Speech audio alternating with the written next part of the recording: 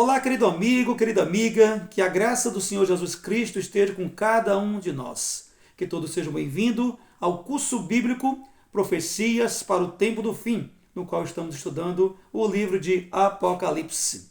O tema de hoje será O Cordeiro abre os 7 selos.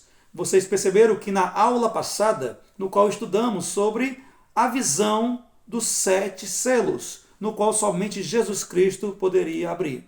E na aula de hoje, os selos serão abertos. Você quer saber o que cada selo significa? Então vem comigo, porque nós já vamos iniciar. Mas para começarmos o nosso estudo, precisamos buscar o Senhor em oração, porque sem o eterno Deus não podemos fazer nada. Onde você está, neste momento que você fecha os seus olhos, eleve seu pensamento até o trono de graça de Deus e vamos falar com o nosso bom Criador. Oremos. Santo e eterno e amado e bom Deus, bom Pai Celestial, neste momento, ó Pai amado, iremos abrir a Tua Palavra. E para isso precisamos do auxílio do Teu Santo Espírito, Senhor. Nos abençoa, é o que te pedimos e te agradecemos, em nome de Jesus. Amém. Bem, meus queridos, vamos para Apocalipse capítulo 6. Apocalipse capítulo 6, versículo 1 e 2, no qual o título chama-se O Cordeiro abre os selos. E no primeiro selo diz o seguinte: Vi quando o Cordeiro abriu um dos 7 selos, e ouvi um dos 4 seres viventes dizendo, como se fosse voz de trovão: Vem! Vi então, e eis um cavalo branco, e o seu cavaleiro com um arco, e foi-lhe dada uma coroa, e ele saiu vencendo e para vencer. Bem, quando nós estudamos a respeito dos 7 selos de Apocalipse capítulo 6, ele nos remete para Apocalipse capítulo 2, porque cada selo ele representa também um período histórico. Então aqui nós podemos perceber que existe um paralelismo entre Apocalipse 2 e Apocalipse 6. Assim também como houve muito paralelismo no livro de Daniel, quando nós estávamos estudando. E cada vez que ocorre isso, é como se a Bíblia estivesse abrindo aqui um grande zoom para que nós possamos assim ver os eventos com mais detalhes. E agora, os eventos do capítulo 2 vai vir bem mais detalhado, gente. Então, quando nós percebemos aqui a respeito do primeiro selo, que fala sobre este período de tempo, assim como estudamos sobre a carta às 7 igrejas, ela representa o período do ano 31 até o ano 100, ou seja, da morte e ressurreição de Cristo, que ocorreu no ano 31, até a morte do último apóstolo, que foi João, no ano 100. E o interessante também é que ela remete também para a igreja de Éfeso, a igreja da pureza apostólica, a igreja primitiva, que foi aquela igreja que surgiu através da maior revolução espiritual, quando os apóstolos ali se ergueram e receberam a chuva temporã lá em Pentecostes. E quando fala sobre cavalo branco, o que é que esse cavalo branco representa, gente? O cavalo branco aqui de Apocalipse 6 representa a pureza apostólica, a pureza da primeira igreja, da igreja dos apóstolos. Então esse aqui foi o pontapé inicial com o primeiro selo. Vamos agora rapidinho para o segundo selo, que está no versículo 3 e versículo 4 de Apocalipse 6, que diz assim: Quando abriu o segundo selo, ouvi o segundo ser vivente dizendo, Vem! E saiu outro cavalo vermelho. Ao seu cavaleiro foi-lhe dado tirar a paz da terra, para que os homens se matassem uns aos outros. Também lhe foi dada uma grande espada. O segundo selo representa um período histórico que vai do ano 100 até o ano 313. E nos remete para a igreja de Esmirna, assim como em Apocalipse 2. E aqui fala sobre um cavalo vermelho. O que esse cavalo vermelho representa, gente? O cavalo vermelho aqui representa um grande derramamento de sangue que houve na história. Sangue inocente, sangue do povo de Deus, daqueles que pregavam o evangelho. Aconteceu entre o ano 100 ao ano 313. Então foi um período de grande perseguição do povo de Deus. O povo passou por grande perseguição através dos imperadores, que eles que perseguiam o povo de Deus. E esse período ele encerra em 313 com a conversão do imperador Constantino. E através da sua conversão, que nós já estudamos em aulas passadas, ali o cristianismo se torna a religião oficial, tá ok? Partimos agora para o terceiro selo. O terceiro selo está no versículo 5 e versículo 6 de Apocalipse 6, que diz assim: Quando abriu o terceiro selo, ouvi o terceiro ser vivente dizendo: Vem. Então vi, e eis um cavalo preto, e o seu cavaleiro com a balança na mão. E ouvi como que voz no meio dos 4 seres viventes, dizendo: Uma medida de trigo por 1 denário, 3 medidas de cevada por 1 denário, e não danifiqueis o azeite e o vinho. Aqui, quando chegamos no terceiro selo, nos remete para o período de 313 até 538. Ou seja, para a conversão de Constantino até o período do ano 538, que foi um período conhecido como o início da supremacia papal, como nós estudamos em aulas passadas. E representa também a igreja de Pérgamo. E, gente, agora aqui traz mais detalhes. Aqui fala sobre um cavalo preto. E o que esse cavalo preto aqui ele representa? O cavalo preto ele aponta para um período de trevas espirituais que aconteceu durante o decorrer da história. Um período onde muitos ali deixaram o nome de Deus de lado, para assim obedecerem a tradições. E essas tradições que eles obedeciam não tinham nada a ver com a palavra de Deus. E essa balança que ele traz aqui faz alusão a um período de escassez. Um período de escassez muito grande que houve de alimento. E aqui nos direciona para o pão. Quando ele diz o seguinte: uma medida de trigo por 1 denário. Gente, 1 denário era um salário de um dia inteiro. Agora você percebe pegar o salário de um dia inteiro para comprar uma medida de trigo. Ou seja, o trigo estava muito caro. Caro demais. Agora, o que é que o trigo aqui representava? O trigo representava o pão, a palavra de Deus. Agora vocês imaginem quão caro, quão difícil estava agora ter o contato com a palavra de Deus. Porque a Bíblia foi confiscada. Nesse período aqui só se usava da tradição. A tradição que era utilizada no meio do povo. Então aqueles que iam ter contato com a palavra de Deus teria que ser com duras penas. Teria que passar por diversas aflições, por grande perseguição. Por isso que ele fala sobre isso. E ele diz o seguinte, como ele fala sobre que nesse período também da história, nos conta que existia uma comercialização muito grande das indulgências. E as indulgências era que se você pagava para que o poder religioso ali te entregasse um documento, e ali você já tinha direito ao seu lugar, à sua salvação no reino de Deus. Você comprava a sua própria salvação através de dinheiro. Isso ocorria demais. Ocorria tanta coisa dessa maneira que praticamente o cristianismo ficou banalizado nesta época. Foi nesta época também que as imagens passaram a fazer parte da igreja, muitos aceitaram e assim começaram a adorar as pessoas que haviam morrido. Mas aqui também fala a respeito do seguinte: não danifiqueis o azeite nem o vinho. O azeite aqui representa o Espírito Santo. Então Deus nunca deixou que o Espírito Santo não tocasse no coração do crente. Apesar de toda a perseguição, o Espírito Santo estava ali, sempre batendo na porta do coração de cada uma das pessoas para que eles viessem ao arrependimento. Então, ele diz: não danifiqueis o azeite. O Espírito ele tem que estar ali, sempre ao lado do meu povo. E também ele fala sobre o vinho, que o vinho aqui ele também nos mostra sobre o sacrifício de Jesus Cristo.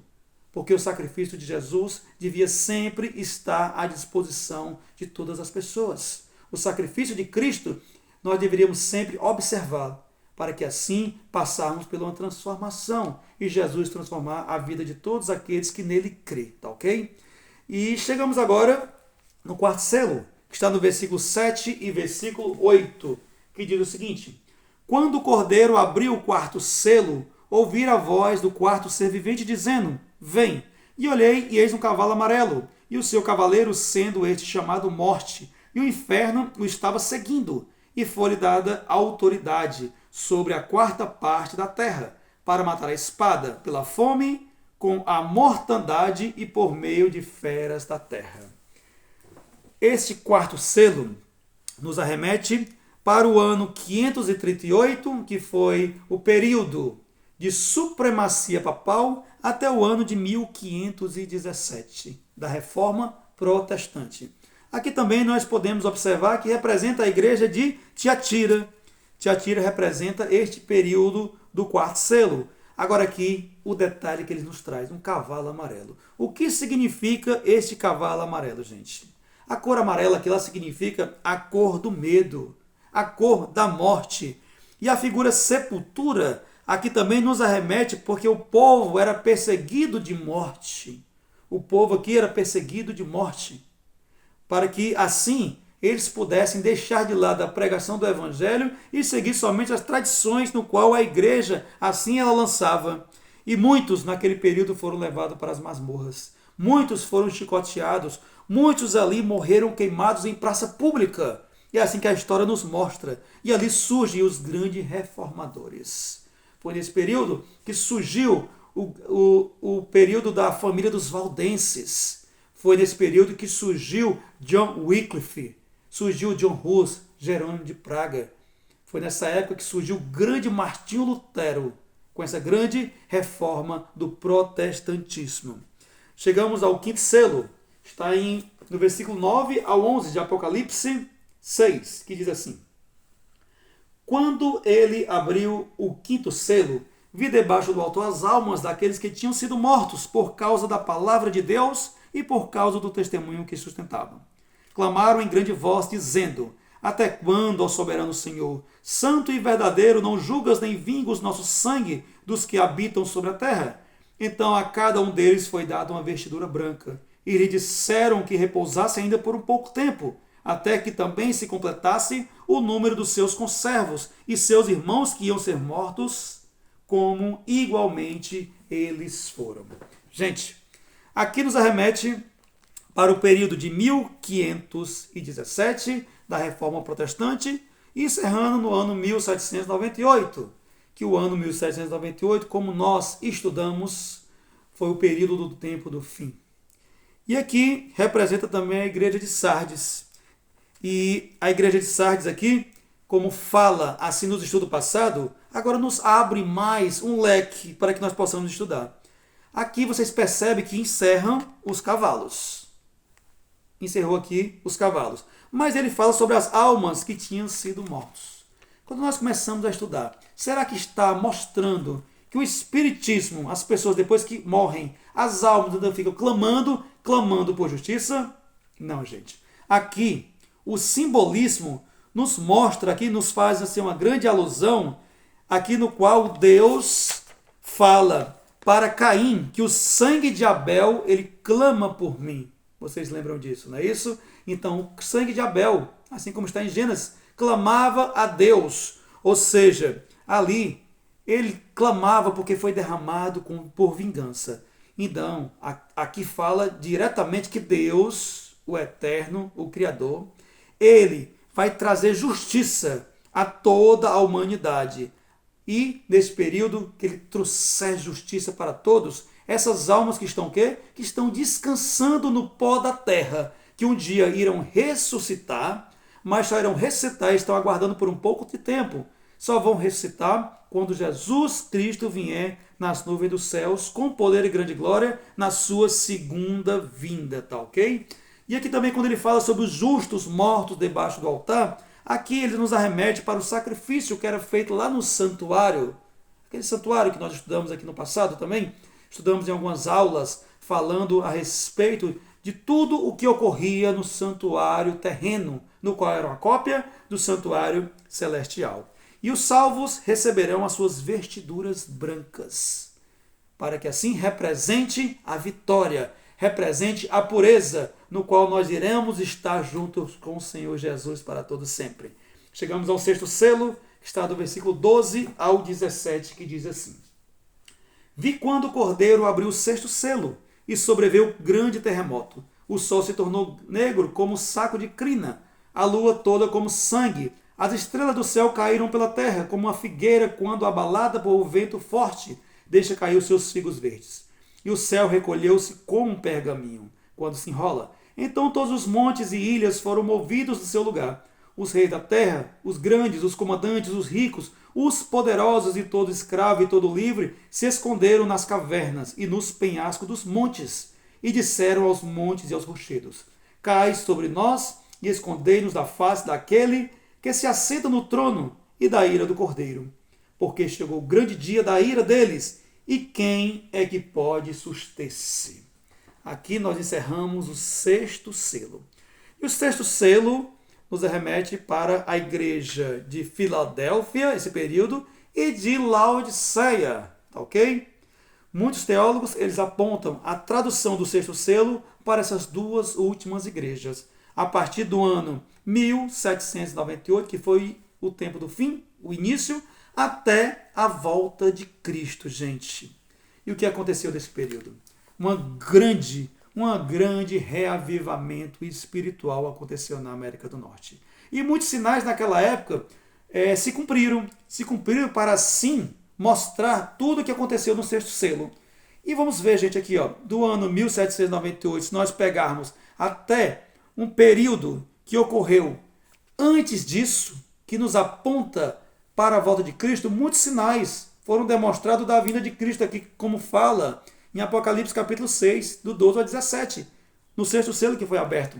Primeiramente, aqui nos fala sobre um grande terremoto. Terremoto existem muitos, mas existe um terremoto tão grande que entrou para a história. E esse terremoto foi o terremoto de Lisboa, que aconteceu neste período. Também neste período aconteceu o escurecimento do sol, juntamente com a lua se transformando em sangue. E nesse mesmo dia, o sol ele escureceu. E Nova York toda estava tudo escuro durante o dia, porque tudo isso aí ocorreu nesse mesmo período. Então o terremoto aconteceu em 1755 e o escurecimento do sol, juntamente com a lua em sangue, aconteceu em 1780, tá ok? E depois disso, no ano 1833, acontece a queda das estrelas. Foi em 1833, quando várias horas nós tivemos quedas de meteoros. E esse dia ficou conhecido como o dia da chuva das estrelas. Então todos esses movimentos, todos esses eventos, eles estavam precedendo a volta de Cristo. E aqui, depois de tudo isso que aconteceu, nós podemos observar que quando chegar aquele grande dia da volta de Cristo, no dia da grande destruição dos ímpios, os ímpios lamentarão por ter rejeitado ao Salvador. Os ímpios lamentarão por não ter cumprido a lei de Deus, assim conforme estava na sua palavra. Então aqui ocorrerá grande angústia entre as nações. Chegamos agora no sétimo selo. E o sétimo selo nós saímos de Apocalipse 6 e vamos encerrar o sétimo selo lá em Apocalipse capítulo 8. Ou seja, ele pula um capítulo para encerrar o último selo. E aqui fala o sétimo selo e diz assim, do versículo 1 até o 6. Quando o Cordeiro abriu o sétimo selo, houve silêncio no céu cerca de meia hora. Então viu 7 anjos que se acham em pé diante de Deus, e lhe foram dadas 7 trombetas. Veio outro anjo e ficou em pé junto ao altar, com um incensário de ouro, e foi-lhe dado muito incenso para oferecer como as orações de todos os santos sobre o altar de ouro que se acha diante do trono. E da mão do anjo subiu à presença de Deus a fumaça do incenso com as orações dos santos. E o anjo tomou o incensário, encheu-o do fogo do altar e o atirou à terra. E houve trovões, vozes, relâmpagos e terremotos. Então os 7 anjos que tinham as 7 trombetas prepararam-se para tocar. Vamos ficar por aqui. Quando foi aberto aqui o sétimo selo, o que significa o sétimo selo, gente? O sétimo selo, todos aqueles que estudam Apocalipse, eles apontam que a abertura do sétimo selo é o evento da volta de Jesus Cristo. Então, quando se falar no sétimo selo, é porque ali é a volta de Jesus Cristo, esse grande evento. E aqui disse que houve silêncio no céu. E o silêncio que houve no céu é um grande mistério. Mas o que nós podemos falar para vocês, que muitos teólogos falam, que este silêncio no céu, que é a Bíblia que fala, que foi em torno de meia hora. E utilizando o princípio dia e ano, se descobre que meia horas em profecia quer dizer uma semana literal, uma semana nova. Nossa. Então, houve uma semana de silêncio. E essa interpretação também, ela nos